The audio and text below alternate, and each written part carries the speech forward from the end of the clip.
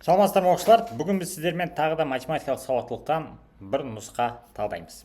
Так, кеттік. Бірінші сұрақ былай дейді. Қазір ағасы мен қарындасының жастарының қосындысы 23 жас дейді. Ағасы мен қарындасын қоссақ 23. Біреуі 3-те, біреуі 20-да, разница жоқ. Енді 4 жылдан кейін олардың жастарының қосындысы неше дейді. Енді қараңдар, көп осы жерде былай қателеседі. Олар дәл қазіргі жастардың қосындысы 23 дейді да, 4 жыл өткеннен кейін 4-ті қосамыз, тең 27 деп қателеседі. Міне, мынаны белгілейді, бұл қате бұл.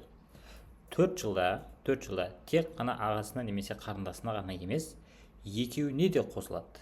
Сондықтан біз 4-ті неше адам болса сонша рет қосамыз 4-ті. Бізде 2 адам. Ағасына да 4 жас қосылады, қарындасына да 4 жас қосылады. Сонда 23-ке 4-ті 2 рет қосамыз. Сонда 31 болады. Міне, осыны ұмытып кетмеңдер. Көп оқушы осы жерге бір-ақ рет 4 қосып қояды. Неше адам болса сонша рет 4-ті қосасыңдар. Так, екіншісі. Нұралиде 750 теңге бар. Мадиде 600 теңге бар. Енді айтады. Нұрали Мадиге қарағанда ойынға 2 есе көп ақша жаратты. Так, кім көп жаратты? Нұрали көп жаратты. Яғни мынадан 2х азайтсаймыз. Мынадан х азайтсаймыз. Өйткені Нұрали Мадиге қарағанда 2 есе көп ақша жаратты. Если Мади x жаратса, онда Нұрали 2х жаратады. Так, мынау біріншісі Нұрали, мынау Мади. Енді айтады. Сол кезде Нұралиде Мадиге қарағанда 2 есе аз ақша қалды дейді. Яғни Нұралиді, яғни 750 азайтылған 2х-ті, 2х ол Мадидегі 600 минус х-тен 2 есе аз дейді. Яғни 2-ке бөлеміз. Сол кезде екеуі теңеседі. Міне тағы да айтамын. Нұралиде, яғни мынау Мадиге қарағанда, яғни мынадан 2 есе аз дейді. Яғни 2-ке бөлеміз. Міне, біз қазір теңдеу құрдық. Теңдеу құрған кезде мынаның астында 1 бар деп ойлаймыз. Ортақ бөлім 2, мынаған 2-ден, мынаған 1-ден береміз. Сөйтіп, мына 2-ні бөлшектің каждыйына көбейтеміз. 1500 минус 4х тең 600 минус х. Минус х бері қарай плюс х қой өткізсек, минус 3х болып қалады. Мынаның бері қарай минус қой өткізсек, минус 900 болып қалады. Сонда х тең 300. Х дегеніміз ол бізде Мадидің жаратқан ақшасы. Ал Нұралидің жаратқан ақшасы 600, 2 есе көп жаратты. Сонда бізде олар енді сұрайды. Олар ойынға барлығы неше ақша жаратты? Общий 900 теңге жаратты болады. Міне, осындай есептерді теңдеу құрып шығарып үйренуіміз керек. Так, мынаны міндетті түрде теңдеумен шығарасыңдар. Подбормен, бір нәрсемен шығару өте қиын. Өйткені бізге екеуінің қосындысын сұрайды. Ал егер каждыйын сұраса, онда подбормен шығаруға болушы еді. Сондықтан мына жерде теңдеу құрудан басқа амалдарың жоқ. Так, келесі, қараңдар. А қосылған Б қосылған С 12-ке тең. 2А, 2Б, 3С 31-ге тең. Осы жерден, мына жерде С 2 емес, С-ның квадратын табуымыз керек. Енді қараңдар. Мына теңдеуді мен 2-ге көбейтем. Неге екенін қазір түсіндірем. 2-ге көбейтсек, 2А, 2Б и 2С тең 24 болып қалады. Сонда 2 теңдеуді, мына 2 теңдеуді бір-біріне азайтып жіберсек, 2А-дан 2А-ны азайтамыз, 0 болып кетеді. 2Б-дан 2Б-ны азайтамыз, 0 болып кетеді. 3С-дан 2С-ны азайтсақ, 1С қалады да, 31-ден 24 азайтсақ, 7 қалады. Сонда бізге С квадрат тең 7-ның квадраты 49-ға тең. Міне, үшінші есептің жауабы дай. Так, бұндай есептерде тағы да каждый есепсе мен бір қорытынды жасап отырайын. 2 өрнек беріледі. 2 өрнекті максимально бір-біріне ұқсатасыңдар. Сөйтіп, либо қосасыңдар, либо азайтасыңдар. Осы жерден бір іздеп жатқан әріпті бір тартып алып шығарып алуларын керек. Енді 4-ші есеп. Қараңдар, Санжардың ұялы телефонда 53 теңге бар. Ол досымен сөйлескен кезде 8 теңгесі қалды. 53 теңгесі бар еді, 8 теңгесі қалды. 53 азайтылған 8 тең 45 теңге жаратты ол. Енді айтады, егер 1 минут сөйлесу құны 3 теңге болса, неше минут сөйлесті дейді? 45-ті 3-ке бөлесеміз. Мынау не деген оңай есеп? 15 минут сөйлесті. Арқарай, диаграммада әр елде өткізілген жазғы және қысқы олимпиадалардың саны көрсетілген. Енді қараңдар, мынадай сызықпен жазғы, мынадай сызықпен қысқы олимпиадалардың саны көрсетілген. Енді айтады бізге. Барлық өткізілген жазғы олимпиадалар санының, қараңдар, барлық жазғы олимпиадалар. Так, ең біріншісі 4. Міне мен жазып қоймын мына жерге. Жазғы Ең біріншісі 4 ақшта, потом Японияда 1, Германияда 2, Ұлыбританияда 3. Міне, мыналар жазғы олимпиадалар міне. Так, Греция, қайсысына келдім мен? Ұлыбританияда 3. Так, Грецияда 2, Францияда 3, и Канадада 1. Мынаның барлығын қоссақ, 5, 7, 10, 16. Ары қарай енді қысқаларды қосып шығамыз. Қысқы дегеніміз қасындағы тұрған баған. Ең біріншісі 4, потом 2, потом Германияда 1, Ұлыбританияда 0, Грецияда 0, ол жақта қыс болмайтын сияқты ғой. Плюс Францияда 2, Канадада 3. Тең. Тағы да 7, 12. Сөйтіп екеуінің қатынасын тап дейді бізге. 16 бөлінген 12, қысқартамыз 4 бөлінген 3. Жауабы Б. Так, келесі есеп. Енді қараңдар, 6-шы суретте ауданы 120 болатын тіктөртбұрышқа 5 шаршы салынған. 5 шаршыға бөлінген. Үшеуі бірдей кішкентайлар, и 2 үлкен шаршы бар. Ойылған бөліктің ауданы тапты. Қараңдар, қазір мына есепті теңдеумен шығаруға болады. Мен сендерге қазір одан оңай жолын айтамын. Қараңдар, мына төртбұрыштың ауданы 120 болу үшін оның ұзындығы мен ені неше болуы мүмкін? Пока мүмкін. Мен подбормен аламын. 12 мен 10 деп. Енді қараңдар, 12 мен 10 десек, онда мына үлкен шаршының қабырғасы 6, и мына жерде 6. Бұл 6 болса, мынау да 6 болады. Өткен шаршы ғой. Енді мынау 12 болса, общий, мына кішкентай шаршылардың каждый қабырғасы 4-4-4-тен болады. 12-шке бөлсеміз 4. Ол 4 болса, мынау да 4 болады. Сонда қараңдаршы мына. Мына 4-ке мына 6-ны қосқан кезде мына 10 шығады. Значит, біз подборды дұрыс алдық деген сөз. Енді бізге мына боялған шаршының ауданы тап дейді. Бізге ол боялған шаршы 6 көбейтілген 6 тең 36. Мынаны теңдеумен де шығаруға болады. Бірақ одан оңай жолы осындай подбормен шығару. Подбормен шығармайтын жоғарыдағы есептер бар, оларды амал жоқ теңдеумен шығаруымыз керек. Келесі. Сурет бойынша дөңгелек фигурасы сәйкес келеді. Енді қараңдар. Бізге 3 бұрыш пен 4 бұрышты қоссақ 15 шығады. Ал сол 4 бұрышты 3 бұрышқа бөлсек 2 бөлінген 3 шығады. Значит, ол қандай сандар? Ол мынадай сандар, қараңдар. 3 бұрыштың орнына мен қазір 9 қоям. Мына жерге 6 қоям. Мен қазір енді түсіндірем неге екенін. Енді мына жерге 6, мына жерге 9 қойсақ, арасында бөлу қойсақ, ол қысқарып 2 бөлінген 3 болады. Міне көрдіңдер ме? Екеуін қысқарған кезде 2 бөлінген 3 болатындай. Және екеуін қосылса 15 болатындай 2 санды табу керексіңдер сендер. Значит, мына жерде если 3 бұрышымыз 9 болса, онда дөңгелегіміз 2 болады. Чтобы екеуін қосқан кезде 11 саны шығатындай. Сонда бізде дөңгелек 2-ге тең. Келесі, 8-ші есеп. 8 оқушының ішінен құрамында 2 оқушы болатын неше топ құруға болады дейді. Енді қараңдар. Бізде алдымызда 8 адам тұр. Соның ішінен 2 адам таңдауымыз керек. Сен келдің, алдында 8 адам қатарда тұр. 8 адам қарап тұрсында ең бірінші адамды таңдауға неше выбор бар? 8 түрлі выбор бар. Бірінші адамды таңдауға 8 түрлі выбор. Біреуін алып қасыңа қойып қойдың. Алдыңда тағы да қатарда 7 адам қалды. Неше выборың бар? 7 выборың бар. Екеуін көбейтеміз 56. Енді тағы да бір айта кететін нәрсе өте маңызды, осыны 2-ге бөлеміз. Неге? Өйткені мысалы, Сәкен мен Маратты таңдадық деп ойлайық. Бірінші Сәкен шықты, екінші Марат шықты. Или наоборот, бірінші Марат шықты, екіншісі Сәкен шықты. Екеуінде разница жоқ. Егер разница болмаса, онда неше адам соның факториалына бөлесіңдер. Мысалы, бізде 2 адам ғой. 2-ның факториал бізде 2. Сондықтан біз жаңа көбейтілген 56 деген санды 2-ге бөлеміз. Ал разница болатын болса, онда бөлмейсіңдер оны 2-ге. Разница болмайтын есептерді алдымызда келеді. Сондықтан қарап жүріңдер. Разницасы болмаса 2-ге бөлеміз. Разницасы болса бөлмейміз, жауабы 56 болады. Ал бізде бөлеміз, жауабы 28 болады.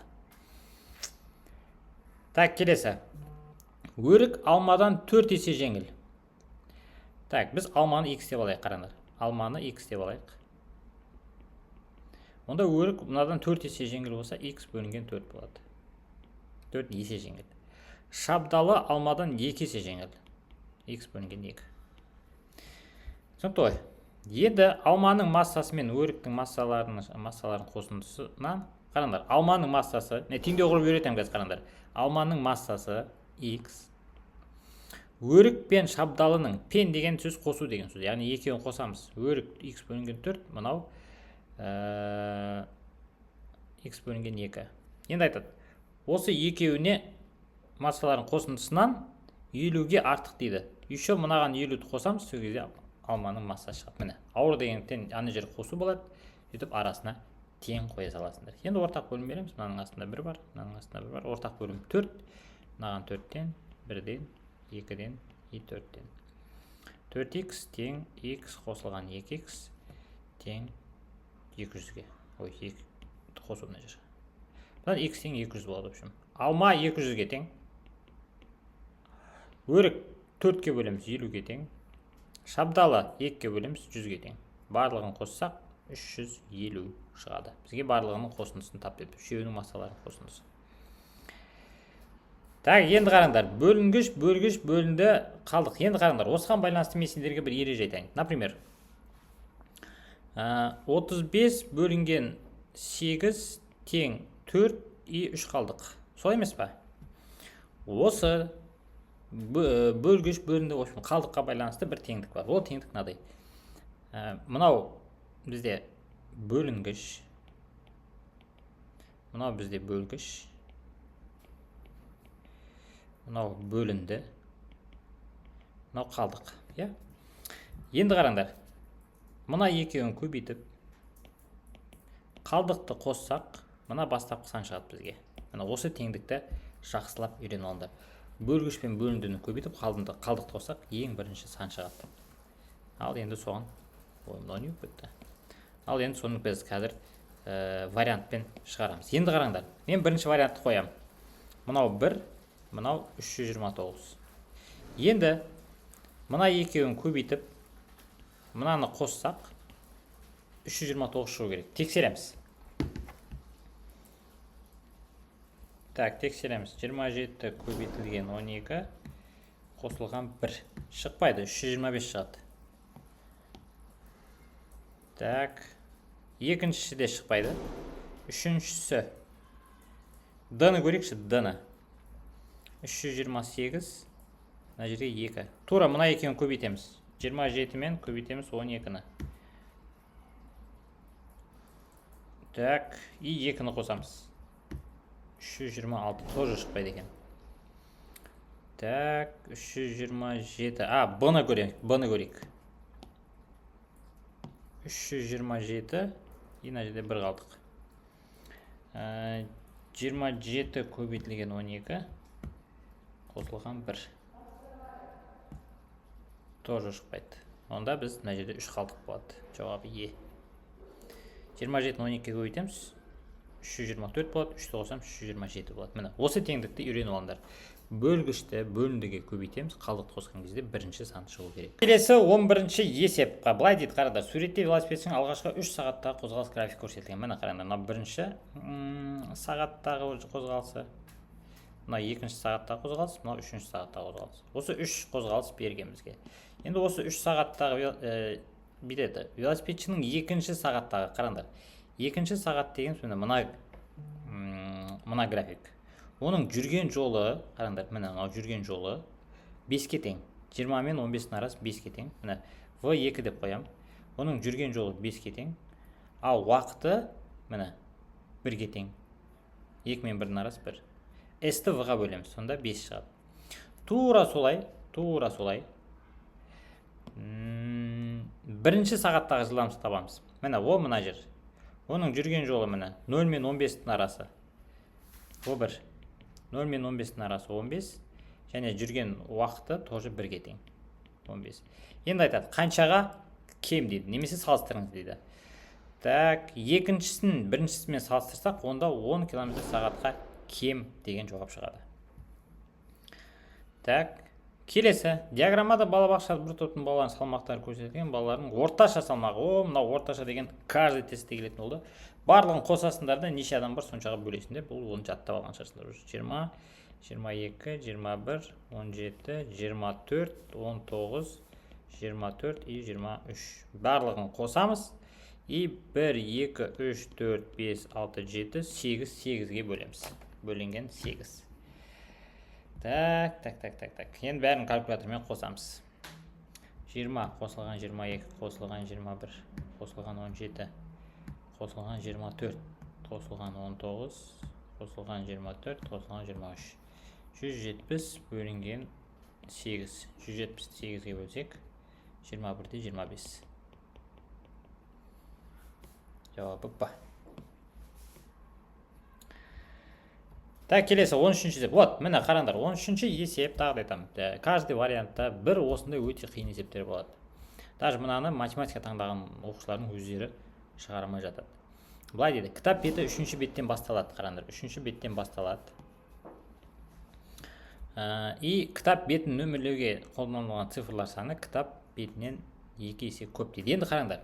Мынаны қазір подбормен шығарған оңайырақ болады. Бірақ подбормен шығарған кезде тупа барып, анау 103-тен немесе, в общем, басынан бастап емес, басынан адам бастап емес, қазір мен қалай бастау керек екенін айтамын.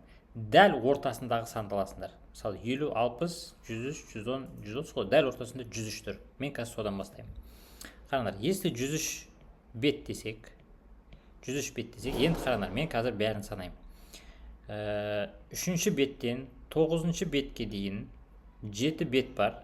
Каждыйында бір цифрдан 7 цифр. Потом 10-ші беттен 99-ші бетке дейін 90 бет бар. Каждыйында 2 цифр бар. 180 цифр. Потом 100-ден 103-ке дейін 4 бет бар. Каждыйында 3 цифрдан 12 цифр.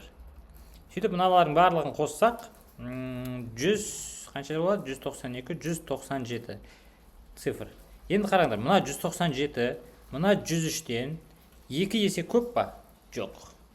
Жетпей қалды мына. Мынаны 2-ге көбейтсек, 197 асып кетеді. Значит, біз қазір 110-ды көреміз. 110. Примерно кеп қалды. Значит, 110-ды көреміз.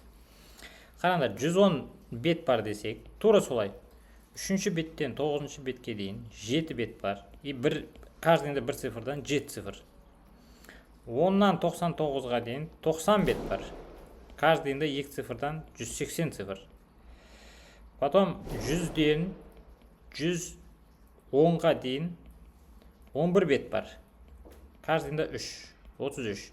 Мыналардың барлығын қоссақ 220. Енді қараңдар, мына 220, мынадан 2 есе көп. Көрдіңдер ма? Значит, жауабы 110 болады екен. Так, келесі. Сыныптағы қыздардың саны ұлдардың санының 50%. Жартысына, 50% дегеніміз жартысына тең. Яғни, біз қыздарды қандай да бір А деп алсақ, онда ұлдар 2А болады. Өйткені қыздар ұлдардың жартысы. Енді айтады, ұлдардың саны қыздардың санының неше пайызы дейді. Онда біз не істейміз? 2А-ны 100% деп аламыз. А-ны X% деп аламыз. Так, ұлдардың саны қыздар жоқ, наоборот. Наоборот. А-ны 100% деп аламыз, 2А-ны X% деп аламыз. Осыдан X тең. X-ке қарама қарсы А астына жазылады. 2А көбейтілген 100%. Общий 200% болады. Сонда 200%-на тең екен. 200% деген жоқ деп ойлар мүмкін, бірақ теоретически ондай пайыз бар. Так, енді келесі. Суретте берілген АБСД квадратына боялған бөліктің ауданының жалпы ауданға қатынасы. Қараңдар, біз мына жерде былай істейміз. Боялған бөлік. Мен жазып қояйын. Боялған бөліктің жалпы бөлікке қатынасы. Онда былай істейміз, қараңдар. Мынаны былайына бөліп аламыз. Сонда бәрін бөліп тастаймыз, қараңдар, мені былай. Тең бөлікке. Сонда бізде қараңдар, боялған бөліктерді санаймыз. 1, 2, 3, 4, 5, 6, 7. 7 боялған бөлік бар, жалпы барлығы 16 бөлік бар.